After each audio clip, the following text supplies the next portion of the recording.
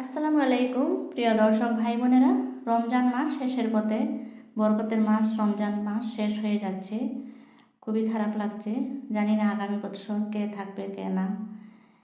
আমার এই গাছগুলোর যত্ন আমি রমজান মাসে বেশি করতে পারি নাই, তাতে আমার কোনো দুঃখ নাই, কারণ বছরের মধ্যে রমজান মাসটা তো একবারই আসে। শশা গাছের জন্য সকাল সকাল কিছু খাবার নিয়ে আসলাম। খাবারটা হচ্ছে রাতের চাল ধোয়া জলটা রেখে দিয়েছিলাম, শশা গাছে দিয়েছি, আর এই লঙ্কা গাছটাতেও মরিচ গাছটাতেও দেব। শশা গাছটা দেখুন খুব সুন্দরভাবে গ্রো হচ্ছে, আর ছোট ছোট শশাও আসছে। অন্য গাছ, এই বেগুন গাছটা ডাল এসে লেগে গেছে। অন্য গাছ যদি গাছের সাথে লাগে তাহলে কিন্তু গাছের একটু ক্ষতি হয়ে যায়, তাই আমি একটু সরিয়ে দিলাম, বেগুন গাছের টবটা একটু টেনে দূরে সরিয়ে দিলাম। তারপরে মরিচ গাছটাতেও এই চাল দেওয়া জলটা দিয়ে দিলাম। এমনিতে বিকালবেলা এসে প্রত্যেক দিনই জল দেওয়া হয়, তার মধ্যে মধ্যে আমি চাল দেওয়া ডাল দেওয়া এগুলো জল দিয়ে দিই। এগুলো হচ্ছে গাছের খাবার। আর এই যে দেখুন আমার পেঁয়াজগুলো মাশাআল্লাহ অনেক সুন্দর হয়েছে, কিন্তু এখনও পেঁয়াজ ওঠানোর সময় হয় নাই। পেঁয়াজের গাছ এখনও পুরোপুরি মরে যায় নাই। কিছু ঘাস হয়েছে, আগাছা হয়েছে, এগুলো পরিষ্কার করে দিতে হয়। অনেক ঘাস হয়ে যায়, কোথা থেকে জানি না এত ঘাস হয়ে যায়। আর পেঁয়াজগুলো দেখা যাচ্ছে, কিন্তু আমি আরও কিছু দেরি করব। ঈদের পরে পরে পেঁয়াজগুলো আমি হারভেস্ট করব, আপনাদের সাথে অবশ্যই অবশ্যই ভিডিও শেয়ার করব। আপনারাও যদি সবজির বাগান করে ভালোবাসেন তাহলে অতি অবশ্যই আমার চ্যানেলটাকে সাবস্ক্রাইব করে দেবেন। আমার ভিডিওগুলো দেখে পছন্দ হলে একটা লাইক করে যাবেন। এখানে আরেকটা গ্রো ব্যাগে আমি দিয়েছি পেঁয়াজ, ওইটা আরেকটা। এই গ্রো ব্যাগগুলোর সাইজ হচ্ছে 15x6। এরকম সাইজের গ্রো ব্যাগে পেঁয়াজ দেওয়া চলে, কিন্তু মূলা দেওয়া চলে না। মূলাটা মাটির নিচে অনেক দূর থাকে, তাই মূলা দিই নেই আমি। এগুলোতে শুধু পেঁয়াজ দিয়েছি আর ধনিয়া পাতা দিয়েছিলাম। ধনিয়া পাতা তো শেষ হয়ে গেছে এখন। আর গরমেও আমি আবার ধনিয়া পাতা ছিটিয়েছি, ধনিয়া ছিটিয়েছি। পাতা দেখা যাক কতদূর হয়।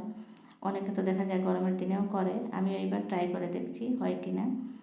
আর ঈদের পরে পরে আমি এই পেঁয়াজগুলো উঠাবো, অবশ্যই আপনাদের সাথে ভিডিও শেয়ার করব। এই যে ছোটো ছোটো অনেক ঘাস আর পেঁয়াজের পাতা যেগুলো মরে যায়, সেগুলো আমরা তুলে ফেলে দিতে হয়। আর ভালো পাতাগুলো আমরা খাওয়ার কাজে ব্যবহার করতে পারি।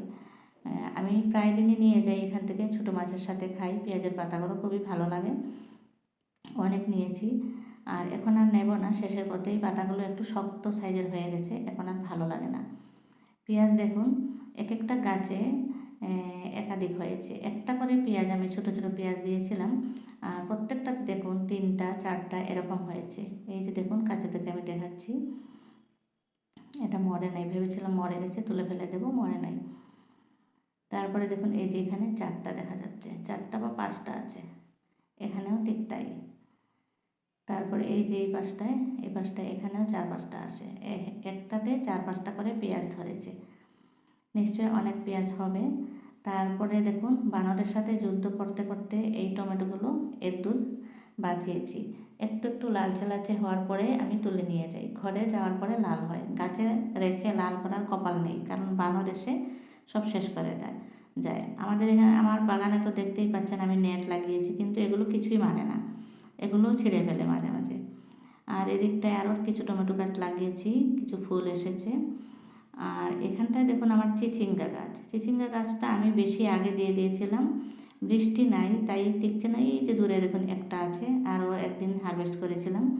আর ছোট ছোট অনেক আসে, কিন্তু মনে হয় বৃষ্টির অপেক্ষায় আছে, বৃষ্টি হলে থাকবে। এগুলো অনেক আসে কিন্তু মরে যায়, জানি না কিসের জন্য বৃষ্টি এত দেরি করছে। আমাদের এখানে বৃষ্টি এখনও হয়ই নাই, অন্যান্য সব জায়গাতেই বৃষ্টি হয়েছে।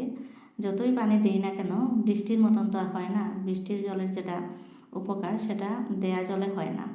এখানে আমি করলা দিয়েছিলাম একসাথেই, একটা আগেই হয়েছে, একটা বহুত দেরি করে হচ্ছে। আর এখানে 2টা মাথা বের করেছে, ধুন্দুলের বীজ দিয়েছিলাম। আর লাউ গাছটা আমি পরাগান করে দিয়েছি, আশা করি এখন টিকবে। এটা হচ্ছে কুমড়ার চারা, চাল কুমড়া দিয়েছি আমি 2টা, এই এখানে আমি কাটিং করে দিয়েছিলাম। তারপরে সব মিলিয়ে এই যে লাউ এসেছে ছোট ছোট 2টা, সব মিলিয়ে আমার বাগানটা এই পর্যন্ত। Happy gardening.